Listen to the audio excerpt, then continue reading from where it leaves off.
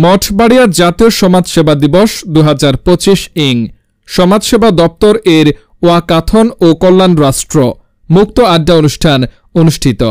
এই সময় উপস্থিত ছিলেন মঠবাড়িয়া নির্বাহী অফিসার আব্দুল কাইয়ুম, মঠবাড়িয়া সমাজসেবা কর্মকর্তা শফিকুল আলম, আব্দুল্লাহ আল মামুন, ওসি মঠবাড়িয়া থানা, মঠবাড়িয়া উপজেলা জাতীয়তাবাদী বিএনপি আহ্বায়ক শামীম মৃধা, জামায়াতে আমির শরীফ মোহাম্মদ আব্দুল জলিল, সাংবাদিক মুস্তাফিজুর রহমান ফিরোজ, ইসমাইল হোসেন, আফজাল মিয়া, শাকিল আহমেদ, নাসিরুল ইসলাম, জামাল এইচ আকন, সুহেল আমিন প্রমুখ।